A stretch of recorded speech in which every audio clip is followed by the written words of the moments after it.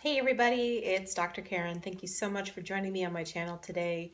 I have met my first milestone of my VSG journey. I am 1 week post-op and I am ecstatic. This is great. But first, some stats. Again, my name is Karen. I had vertical sleeve gastrectomy surgery on November 3rd, 2016 at the Brigham and Women's Hospital with Dr. Malcolm Robinson. My highest weight was 300. My surgical weight was 258.7. And today's weight, 1 week post-op, is 248.7. Hooray! So I have lost 10 pounds in 1 week, and I feel awesome. I mean, it's been a tough week, and I'll talk about why that's been, but I mean, that's just amazing, and I'm really excited about my weight change and just in general how I feel. I feel completely different, and that's a good thing.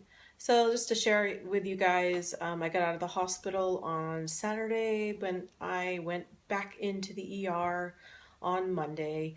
I had dehydration and I had been in touch with the PA's line at BWH for pretty much the whole weekend, and I just wasn't feeling myself. I could only get 20 ounces of fluid in, and for a bariatric patient, I was asked to do 48 to 60 ounces of water and also to do up to 60 to 70 grams of protein through protein shakes. And I only really do one shake and really one, bottle, one size like pull and spring bottle here. This is Roche Brothers, but oh well. And so I wasn't able to get all my fluids in. I had to go back into the ER at South Shore Hospital, and it was just awful. I was so dry. The first IV didn't go in. You can kind of see how well that went for me. Ugh. Third time they got it in with a pediatric catheter, and I felt much better after getting 2,000 milliliters of fluid. Now I'm able to get down about 50 ounces of water. I am able to do 2 protein shakes, which is about 40 grams of protein. So not too bad in terms of reaching goals. But one thing that has markedly changed is just generally my energy level. When I first came out of the hospital, I was dragging and very tired. And I still am very, very tired. But I don't spend a whole lot of time in bed anymore. I had spent quite a bit of time resting, not really moving around too much after I came home. And I think that also contributed to me having to go back into the hospital. It's not uncommon for this to happen, to have dehydration, but for me it was just like, oh great, another thing to do. So I'm home. I'm 1 week out. I'm feeling pretty good. And I know I've got about another week of just, recovering. I have the next week off of work and I've got several appointments. Oh, there's the fire. I live near a fire station, so I get that all the time. So I'm home. I'm being very well looked after by my husband and my 3 dogs in here. I have a fourth dog, but he's been spending most of his time with my husband. The 3 little white dogs that I have are Kirby, Franklin, and Bunny, and they probably will make an appearance when they feel like it in my videos, but not today because they're pretty tired. They had a rough night. They were up and pouncing on me. Couple things about this first week that have been kind of unusual for me. I had to take my first shower, and which was awesome. I was so great to be able to finally get in the shower, but I couldn't believe how tired I was just trying to stand up and take a shower. So I had my husband sit in the bathroom to make sure that I was okay during the process. That was good.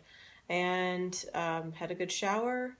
I was able to sleep pretty well. I'm sleeping well now, as opposed to before I went back into the hospital for fluids. I wasn't really sleeping that great. And so now I can sleep really well. The pain in my abdomen near my incisions and on my incision area is so much better.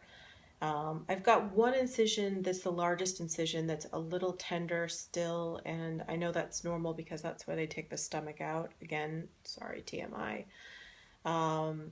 So that's been good.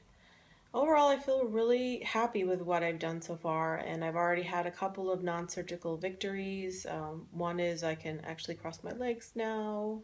I don't know why I crossed that threshold in particular, so that's been nice to be able to sit in this chair and put my feet up and then cross my legs and not feel super uncomfortable.